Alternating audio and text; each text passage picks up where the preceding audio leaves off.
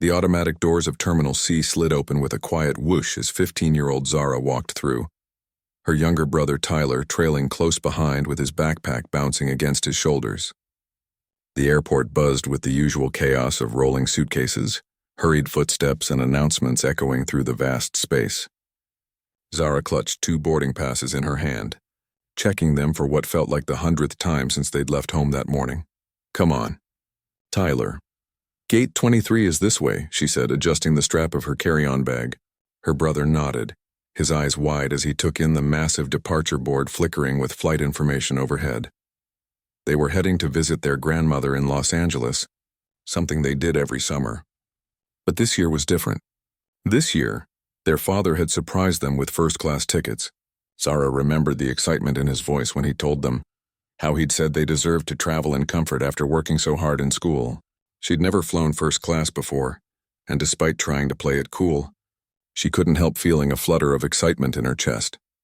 The walk to Gate 23 seemed longer than usual, weaving through crowds of travelers. Tyler kept stopping to look at the planes through the massive windows, his face pressed against the glass like a little kid, even though he insisted he was too old for that sort of thing. "We're going to miss boarding if you don't hurry up," Zara said, though she couldn't help smiling at his enthusiasm. When they finally reached the gate, a small line had already formed. Zara took her place behind a businessman in a crisp suit who was tapping away at his phone. In front of him, an elderly couple chatted quietly about their upcoming cruise. Everything seemed normal, routine even. Just another flight on just another day. The gate agent, a middle-aged woman with perfectly styled blonde hair and bright red lipstick, stood behind the counter with a practiced smile. Her name tag read Patricia, and she moved through the boarding process with mechanical efficiency.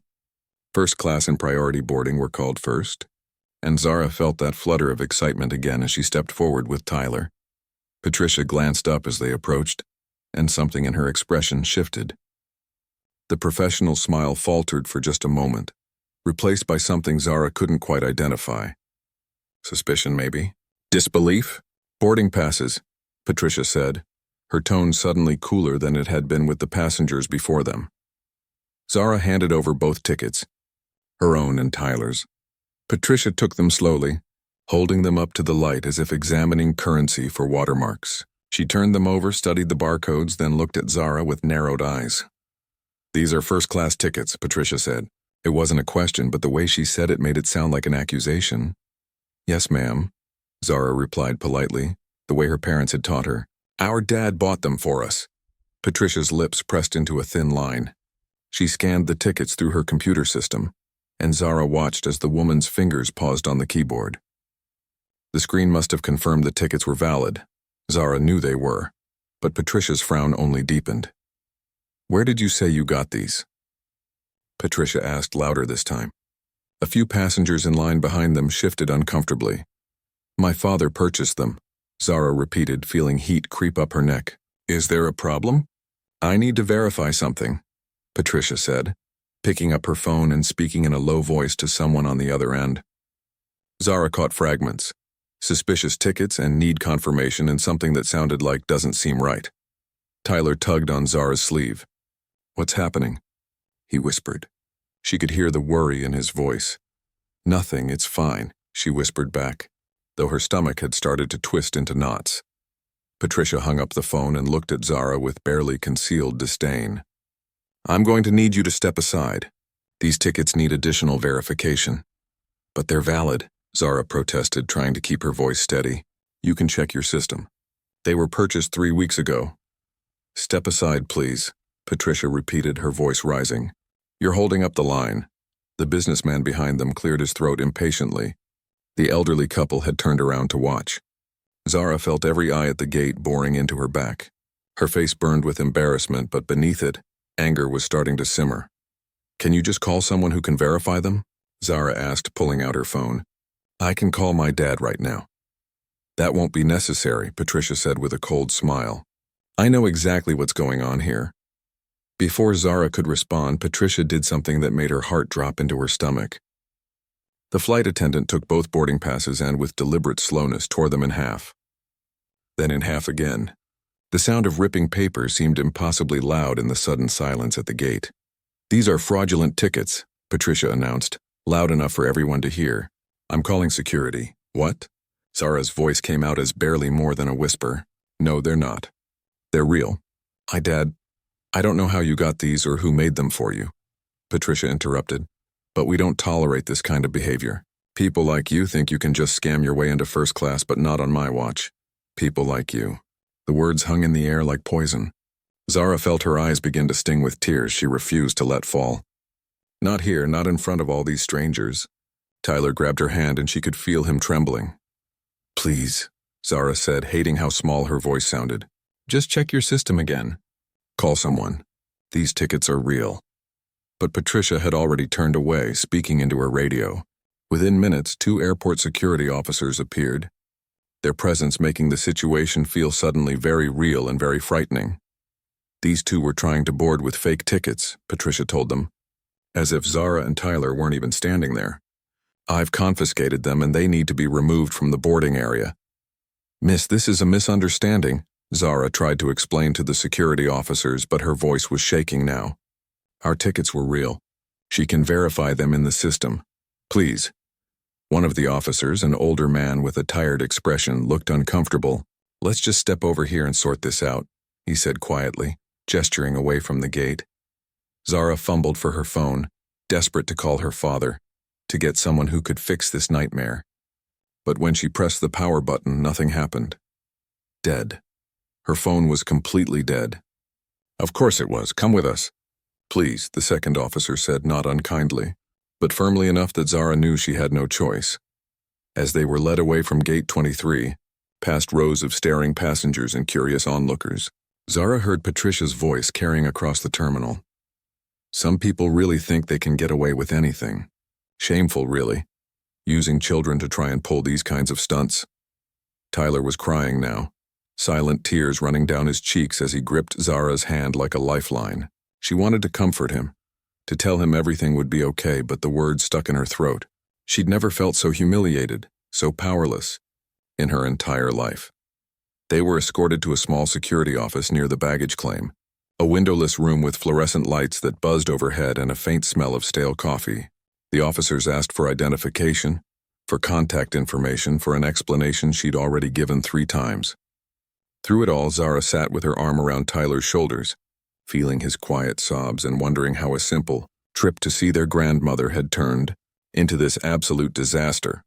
What Patricia didn't know, what nobody at that gate knew, was that Zara's father wasn't just any passenger who'd bought expensive tickets.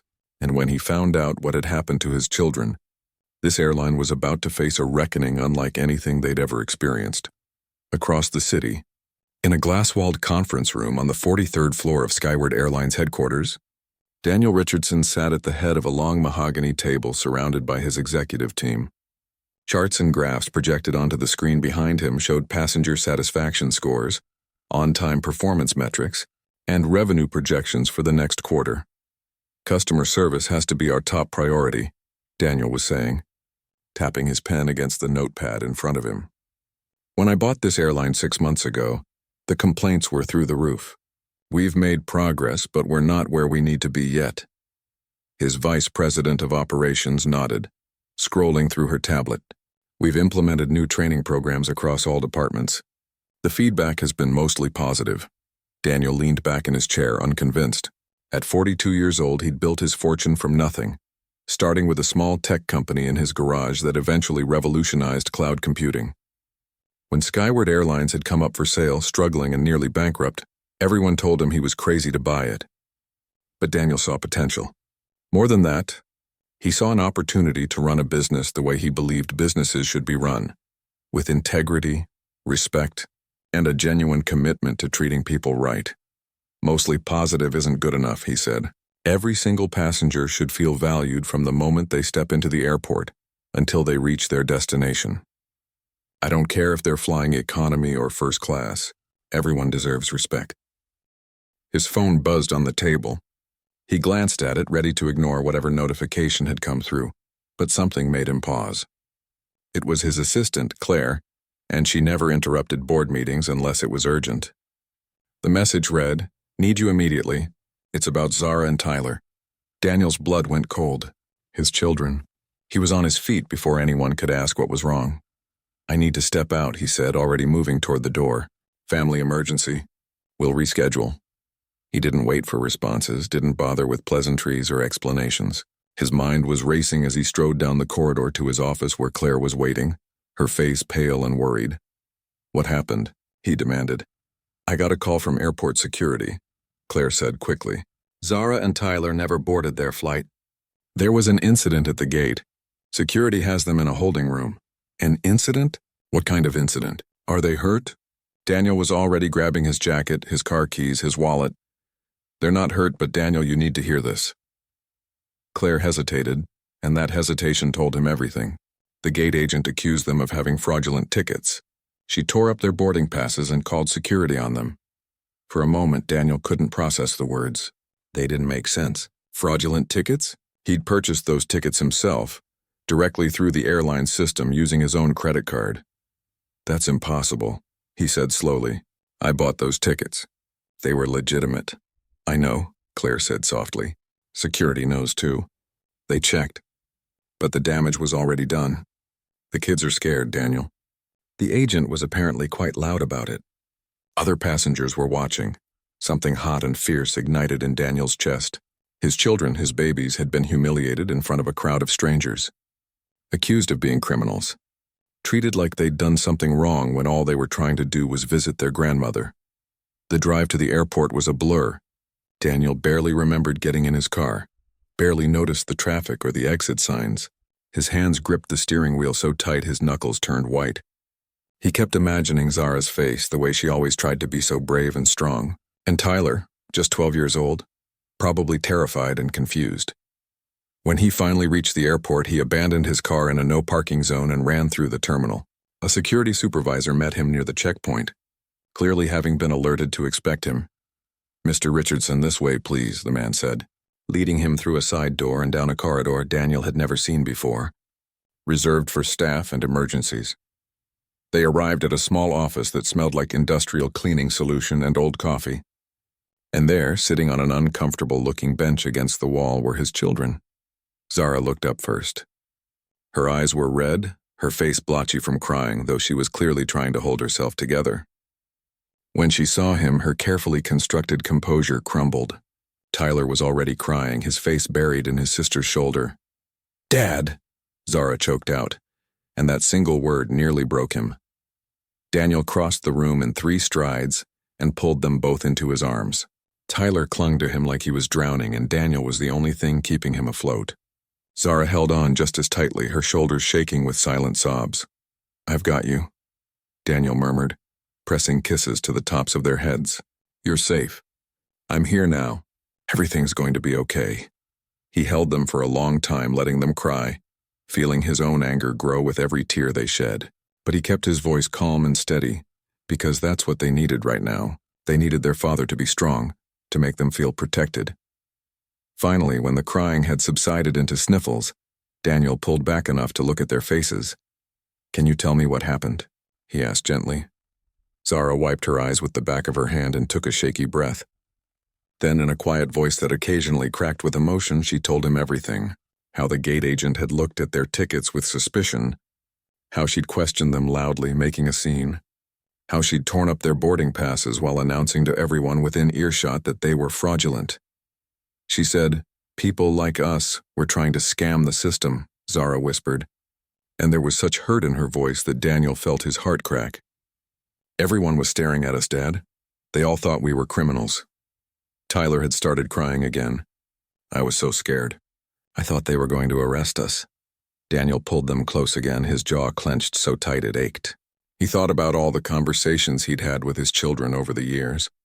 About working hard, being honest, treating others with respect. About how if they did the right things, the world would treat them fairly in return. He'd believed that. He'd wanted so badly to believe that. But the world had just taught his children a very different lesson. It had taught them that sometimes, no matter how polite you were, no matter how legitimate your tickets were, no matter that you'd done absolutely nothing wrong, you could still be humiliated and accused and treated like you didn't belong. "Which gate agent?" Daniel asked, his voice carefully controlled. "What was her name?" Zara reached into her jacket pocket and pulled out a handful of torn paper scraps. She'd collected the pieces of their boarding passes. Daniel took them, his hands surprisingly steady despite the fury building inside him. "Patricia," Zara said. Her name tag said Patricia. Daniel nodded slowly. He arranged for one of his company cars to take the children home, made sure they had their phones charged and working, promised he'd be home soon to check on them. He hugged them both again, told them he loved them, assured them that none of this was their fault. After they left, escorted by a driver Daniel trusted completely, he turned to the security supervisor who'd been waiting patiently outside the office. "I need to see all security footage from Gate 23 over the last 2 hours," Daniel said quietly, "and I need a complete incident report. I also need the personnel file for the gate agent named Patricia." The supervisor shifted uncomfortably. "Mr. Richardson, I'm not sure I have authorization to—" "I'm the owner of this airline," Daniel interrupted, his voice still quiet but now carrying an edge of steel. "I'm not asking.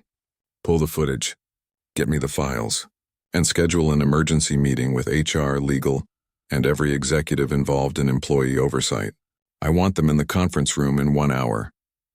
As the supervisor hurried off to comply, Daniel stood alone in the corridor, still holding the torn pieces of his children's boarding passes. This wasn't just about bad customer service anymore. This wasn't just about one rude employee having a bad day. This was about his children being targeted and humiliated because of who they were, because of how they looked, because someone in his airline, his company, had looked at 2 kids and decided they didn't belong in first class, and Daniel was going to make sure everyone involved understood exactly how unacceptable that was, not just for his children, but for every passenger who'd ever been made to feel less than, who'd ever been questioned or doubted or discriminated against while just trying to get from one place to another. He'd bought this airline to turn it around, to make it better. Now he understood that better meant more than just profits and efficiency. It meant creating a place where what happened to Zara and Tyler could never happen again. The reckoning was coming. And it started now. Daniel sat in the security office at the airport watching the footage play across 3 different monitors. Each screen showed a different angle of Gate 23, and each one told the same devastating story. The first camera captured Zara and Tyler approaching the counter, their body language open and relaxed. Tyler was still smiling, probably excited about the trip. Then Patricia took their boarding passes, and even through the grainy security footage, Daniel could see the exact moment her demeanor changed. The way she held the tickets up to the light, suspicious and accusatory from the start. "Can you turn up the audio?" Daniel asked the security officer operating the system. The man adjusted some controls, and suddenly Patricia's voice filled the small room. Tinny through the speakers, but perfectly clear. "These are first-class tickets," she was saying, and the disbelief in her tone made Daniel's jaw clench. "Where did you say you got these?" He watched his daughter respond politely, professionally, exactly the way he and his wife had raised her. Watched as Patricia made a phone call, speaking loudly about suspicious tickets while other passengers began to stare. The camera caught Tyler's face as he realized something was wrong, the confusion and fear written plainly across his features. Then came the worst part. Patricia tearing up the boarding passes, the ripping sound somehow loud even through the mediocre audio system. Zara's face crumpling for just a moment before she forced herself to stay composed, Tyler grabbing his sister's hand as security was called. "People like you think you can just scam your way into first class. But not on my watch," Patricia's voice rang out. And Daniel had to close his eyes. "People like you." He made himself watch the rest. Watched as security arrived and led his children away like criminals while Patricia stood at her counter, with what could only be described as satisfaction on her face. Watched as other passengers whispered to each other, some looking uncomfortable, others nodding along as if Patricia had done something commendable. "Stop it there," Daniel said quietly. The footage froze on an image of Zara looking back over her shoulder as she was escorted away, Tyler pressed against her side. Daniel stood and walked closer to the screen, studying his daughter's face.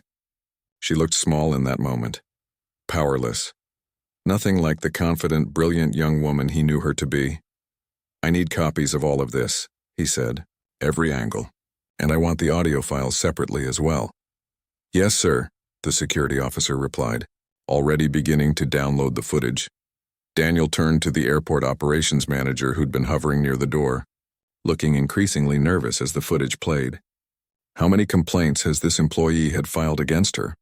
The manager cleared his throat uncomfortably. I'd have to check the exact numbers, but then check, Daniel interrupted.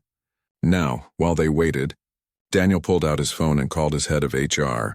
Rachel answered on the second ring. I need you to pull every complaint filed against a gate agent named Patricia Winters, Daniel said without preamble. Every single one, going back as far as our records go. And I want the personnel file for her immediate supervisor as well. I'll be there in 40 minutes and I expect everything to be ready. He hung up before Rachel could respond and turned back to the operations manager, who was frantically scrolling through a tablet. Well? Daniel asked. There have been... The manager paused, his face going pale as he counted. 14 formal complaints filed against Patricia Winters in the past 18 months. 14. Daniel felt something cold settle in his stomach. What were the complaints about? The manager scrolled further. Most of them cite unprofessional behavior, rudeness, discrimination. Several mention passengers of color being questioned about their tickets or their presence in first class. There are 3 complaints specifically about her making assumptions about passengers' ability to afford their seats. And what action was taken? Daniel already knew the answer, but he needed to hear it said out loud. She received verbal warnings on several occasions. 2 written warnings. She was required to attend a customer service refresher course 6 months ago. A refresher course, Daniel repeated, his voice dangerously quiet. 14 complaints about discriminatory behavior, and the solution was a refresher course. The manager had no response to that. Daniel took a deep breath, forcing himself to stay calm. Getting angry at this man wouldn't fix anything. The problem was bigger than one nervous manager. This was systemic, a failure at multiple levels of the organization he now owned. Who reviewed these complaints? Daniel asked. The gate supervisor and the customer service director at the time, the manager said. Most of them were resolved with apologies to the passengers and internal disciplinary action. Most of them. Daniel caught the qualifier. The manager shifted his weight from foot to foot.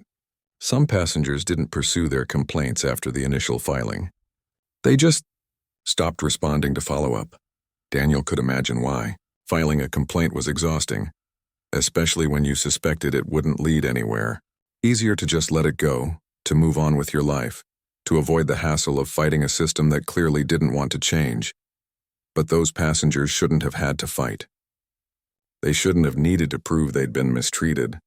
The airline should have taken action the first time, the second time, certainly by the third or fourth time. Get me the names of everyone who supervised Patricia Winters and reviewed these complaints, Daniel said. I want a complete chain of command documented. Back at headquarters an hour later, Daniel walked into the conference room to find his entire executive team assembled. Rachel from HR had printed files stacked in front of her. His legal counsel, James, sat with his laptop open, already reviewing documents. The VP of Operations, the customer service director, and the head of employee relations all looked varying degrees of worried. Thank you all for coming on short notice, Daniel said, taking his seat at the head of the table. His voice was controlled, professional, but everyone in the room could sense the anger simmering beneath the surface. We have a serious problem, and we're going to address it today. He opened his laptop and pulled up the security footage, projecting it onto the large screen at the front of the room. Before we discuss anything else, I want you all to watch this. For the next 10 minutes, the room was silent except for the audio from Gate 23. Daniel watched his executives' faces as they absorbed what they were seeing. Some looked genuinely shocked. Others looked uncomfortable, like they suspected where this was going. When the footage ended, Daniel let the silence stretch for a moment before speaking. Those 2 children are my son and daughter, he said quietly. The shock in the room was palpable. Rachel's hand flew to her mouth. The operations VP sat back in his chair like he'd been struck. Even James, usually unflappable, looked stunned. But that's not why we're here, Daniel continued. We're here because this should never happen to anyone's children. To anyone at all. He pulled up the complaint records on the screen. Patricia Winters has had 14 complaints filed against her in 18 months. 14 separate incidents where passengers reported discriminatory behavior, rudeness, or profiling, and yet she's still employed, still working gates, still in a position where she can humiliate travelers and tear up their valid tickets. Rachel was already nodding, making notes. The previous management clearly failed to address the pattern.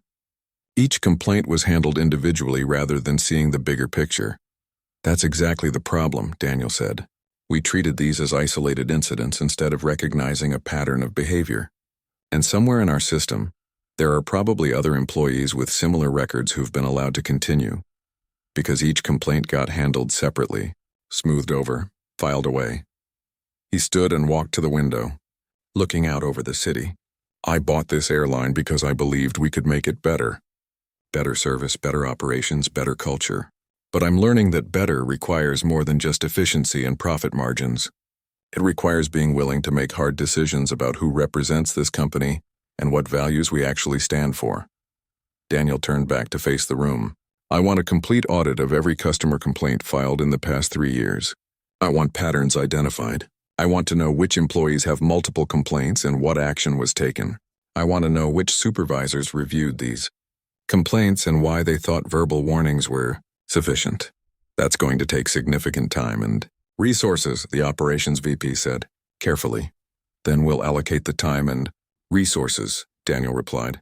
This is now our top priority. James, the legal counsel, spoke up. What about Patricia Winters?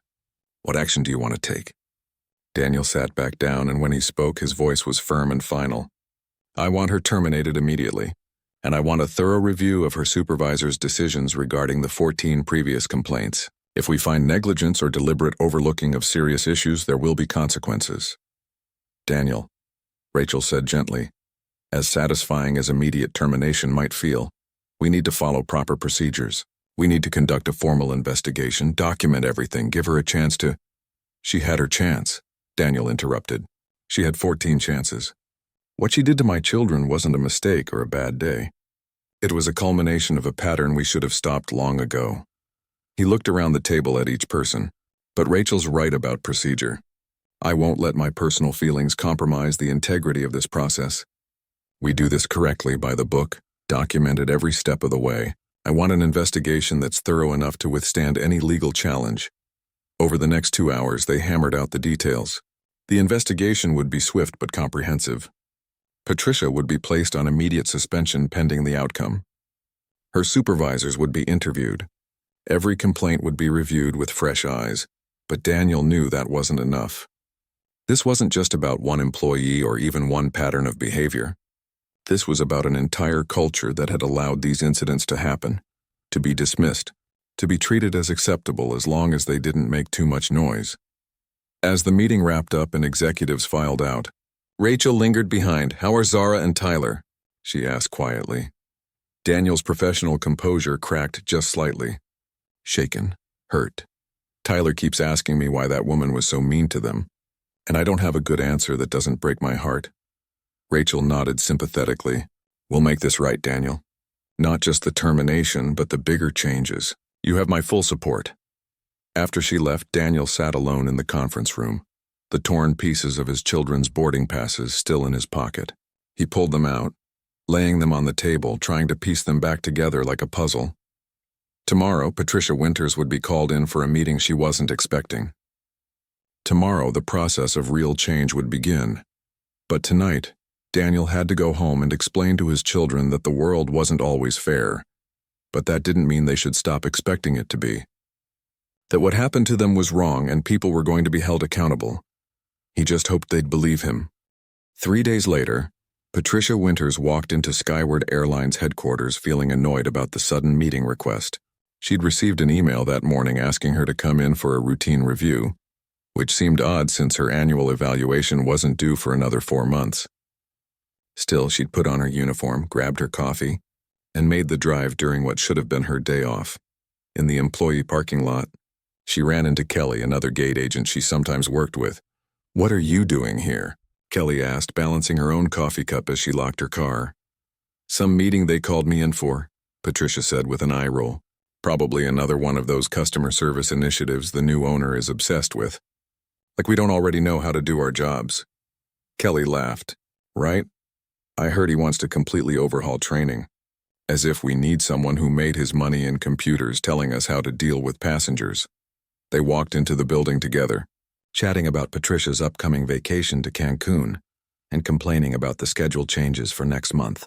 Patricia felt relaxed, unbothered. She'd been with the airline for 12 years.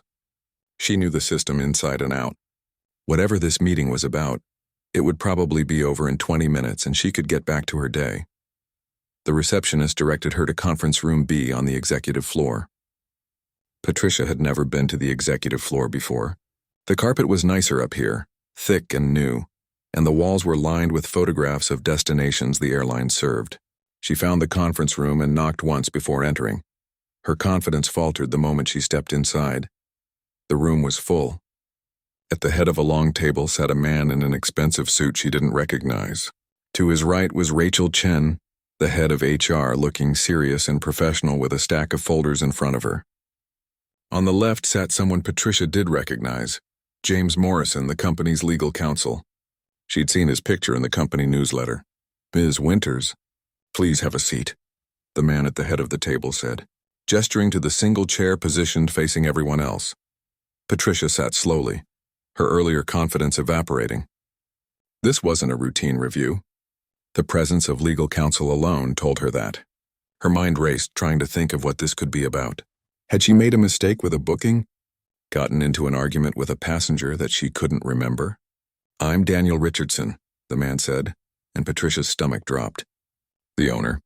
The CEO. Why was the CEO at this meeting? Thank you for coming in on your day off. I know this was short notice." "Of course," Patricia managed, her voice sounding strange to her own ears. "Happy to help." Daniel opened a laptop in front of him and turned it so the screen faced Patricia. "I'd like you to watch something and then we'll talk."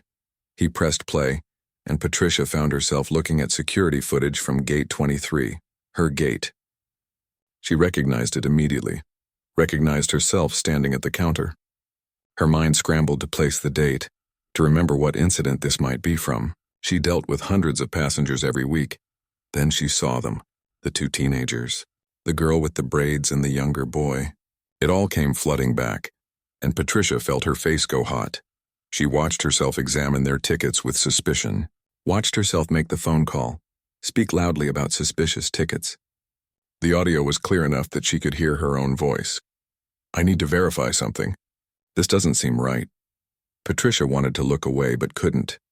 She watched herself tear up the boarding passes, saw the girl's face crumple, heard her own voice saying, "People like you think you can scam your way into first class." The footage ended. The silence in the room was crushing. "Can you walk me through what you were thinking during this interaction?" Daniel asked. His voice was calm, almost gentle, which somehow made it worse. Patricia cleared her throat. "I was just doing my job. Those tickets looked suspicious." "In what way did they look suspicious?" Rachel asked, pen poised over her notepad. "Well, they just—" Patricia stopped, trying to find the right words. "It didn't seem like they should have first-class tickets. I mean, they were just kids. The airline allows minors to fly first class," Daniel said. "In fact, we encourage families to purchase premium seating. So I'm still not understanding what made these particular tickets suspicious."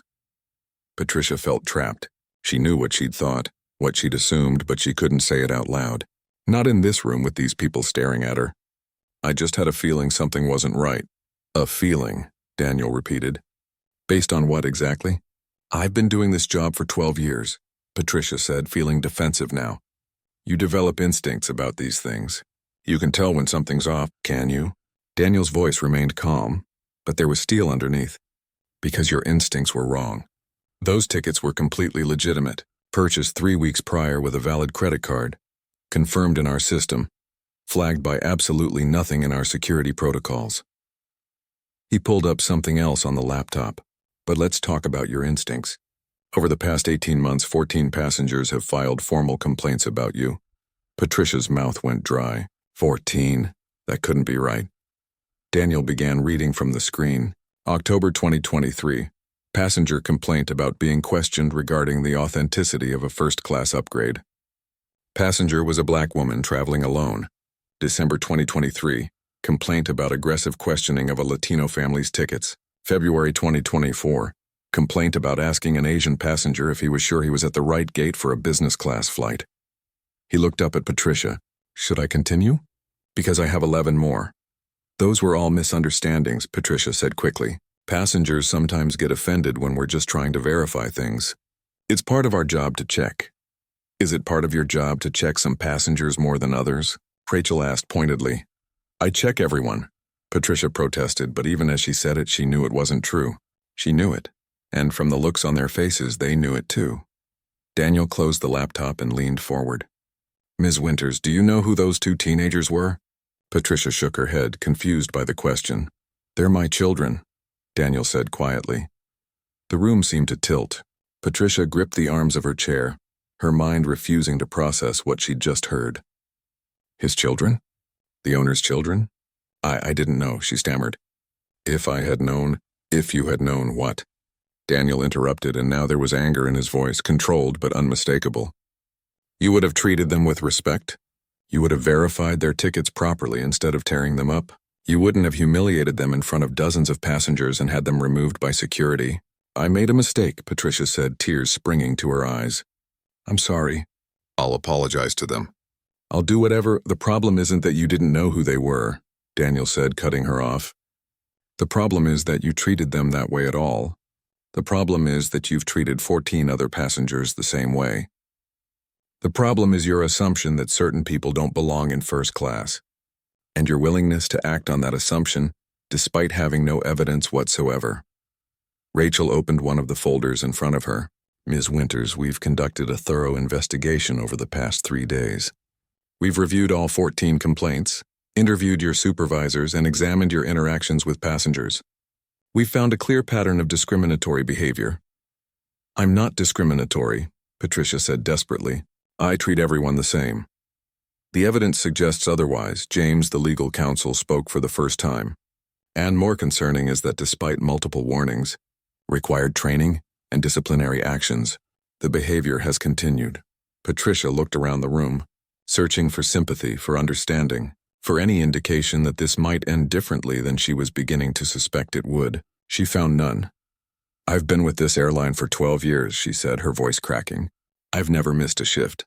I've worked holidays. I've worked through storms and delays and angry passengers. Doesn't that count for anything? Reliability doesn't excuse discrimination, Daniel said flatly.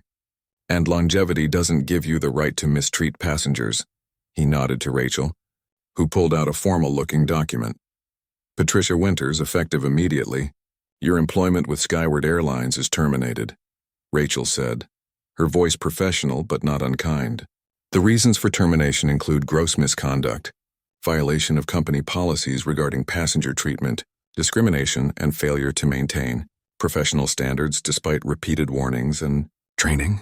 Patricia felt like she couldn't breathe. Terminated, fired after 12 years. You can't do this, she said weakly. I have rights. I'll fight this. You absolutely have the right to consult with an attorney, James said. You'll receive documentation of all the incidents, the investigation findings, and the decision process. Everything has been thoroughly documented and reviewed. Rachel slid several papers across the table. This outlines your final paycheck, your benefits information, and the formal termination notice. You'll need to return your uniform badge and any company property within 48 hours.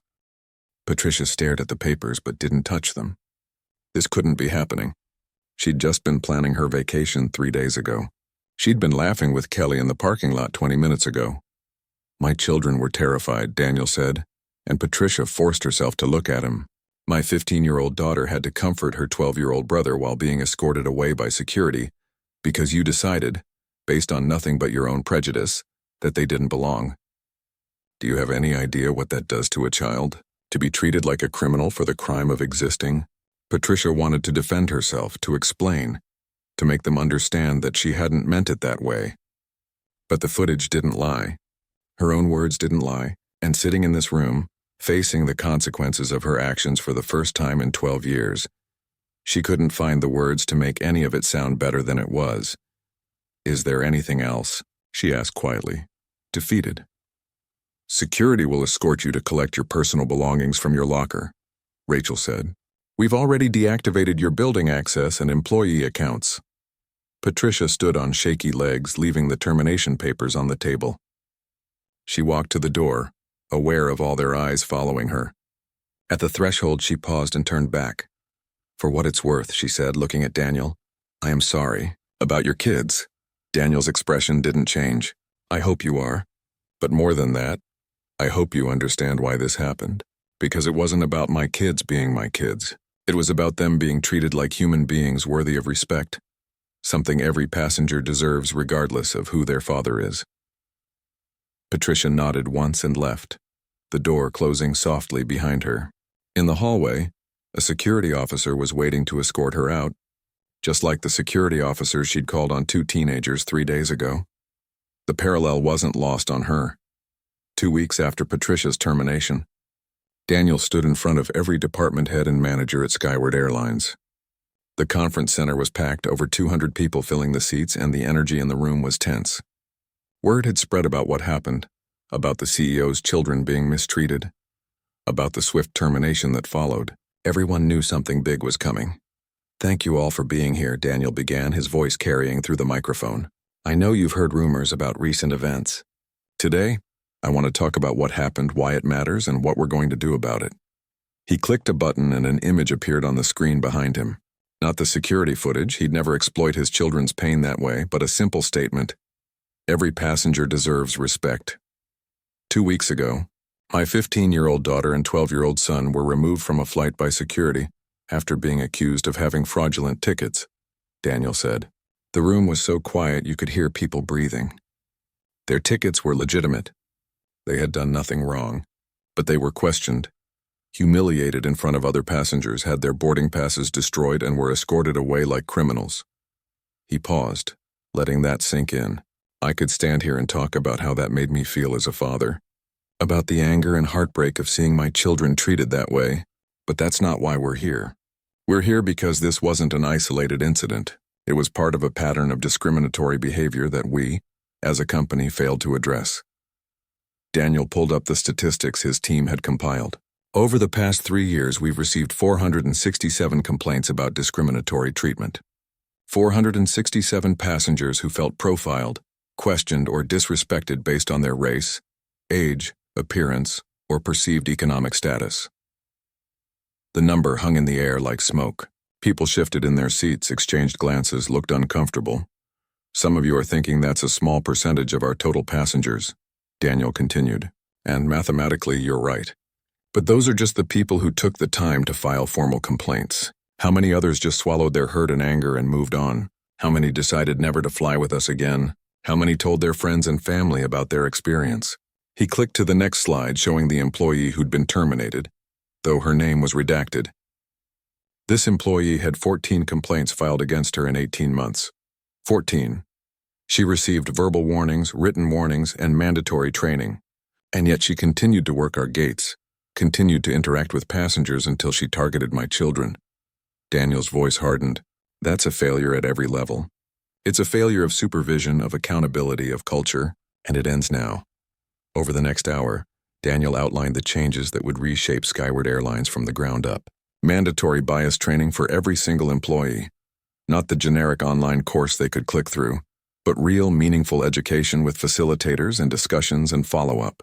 An independent hotline for discrimination complaints that bypassed normal management chains. A 3-strike policy where any employee with 3 substantiated complaints would face immediate termination. No exceptions. I know some of you are thinking this is an overreaction, Daniel said, reading the room. That one incident, even involving the CEO's kids, doesn't justify this level of change. But you're wrong. This level of change is justified by the 467 complaints we ignored, by every passenger who felt unwelcome on our planes, by every family that chose a different airline because they'd heard stories about how we treat people. He clicked to a new slide. Passenger Bill of Rights. Every airport, every gate, every plane will display this, Daniel said. It outlines what passengers can expect from us and what to do if those expectations aren't met. Transparency, accountability, respect. After the meeting, Daniel didn't return to his office. Instead, he drove to his house where Zara was doing homework at the kitchen table, and Tyler was building something with Legos in the living room. Hey, Dad, Zara said, looking up. She still seemed more subdued than usual, and that broke Daniel's heart a little. I need to talk to you both about something, Daniel said. Can you come sit with me? They gathered on the couch, Tyler immediately snuggling against his father's side. Daniel put an arm around each of them. "You know I've been working on changes at the airline," he began, "making sure what happened to you doesn't happen to anyone else." "Did you fire that lady?" Tyler asked bluntly. "I did," Daniel confirmed. "But Tyler, Zara, I need you to understand something. This wasn't about revenge. It wasn't even really about her, though her actions were completely unacceptable.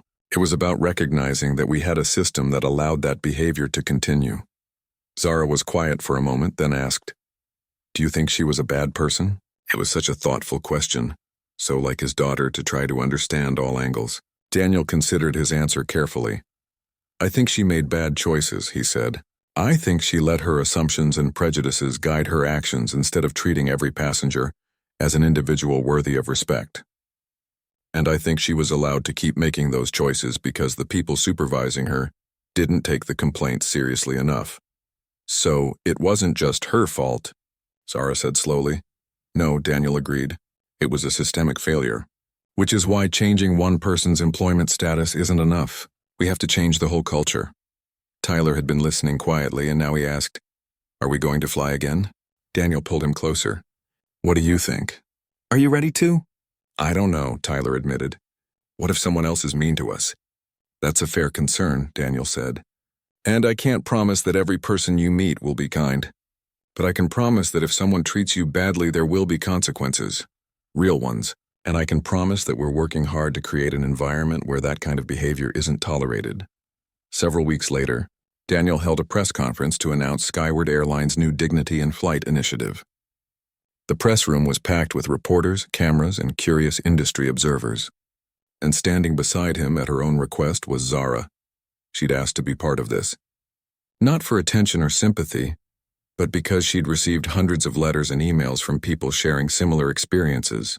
People who'd been questioned about their tickets, made to feel like they didn't belong, treated as suspicious for no reason other than how they looked. "My name is Zara Richardson," she said into the microphone, her voice only shaking slightly at first. "2 months ago, I was trying to board a flight to visit my grandmother. I had a legitimate first-class ticket that my father purchased, but a gate agent decided I didn't belong there. She tore up my ticket, called security, and had my brother and me removed while other passengers watched. The cameras flashed, but Zara kept going, finding her strength. I was humiliated. I was scared. I felt powerless. And the worst part was knowing that this happens to people all the time, and most of them don't have a father who owns the airline. Most of them file complaints that get ignored or minimized. Most of them just have to accept that this is how the world works." She looked at her father, who nodded encouragingly. "But it doesn't have to work that way," Zara continued. "Companies can choose to do better. They can choose to listen to complaints, to recognize patterns, to hold employees accountable. They can choose to treat every passenger with dignity, regardless of their age or race or how much money they appear to have." Daniel took over, explaining the concrete changes Skyward Airlines was implementing, the new training programs, the accountability measures, the passenger bill of rights. He announced partnerships with civil rights organizations to review their policies and procedures. He revealed that they'd already terminated 2 additional employees with patterns of discriminatory behavior. "This isn't about perfection," Daniel said. "We're going to make mistakes. But we're committed to learning from them, to listening when people tell us we've failed them, and to taking meaningful action." A reporter raised her hand. "Mr. Richardson, some people are saying you're only doing this because it affected your own children. That if it had been someone else's kids, nothing would have changed." Daniel didn't flinch. They might be right. And that's exactly the problem we're trying to fix. Change shouldn't require the CEO's children to be affected. It should happen because it's the right thing to do. Because every passenger deserves respect. Because discrimination is wrong regardless of who it targets.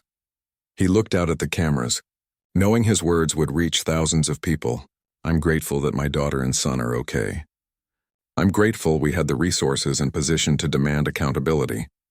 But I'm heartbroken that so many others haven't had that. So yes, this started with my children, but it's not about my children. It's about creating a company where everyone's children are treated with dignity." 6 months later, the changes at Skyward Airlines were still a work in progress. There were still complaints, still problems, still employees who resisted the new culture. But the numbers were improving. More importantly, the nature of the complaints was changing.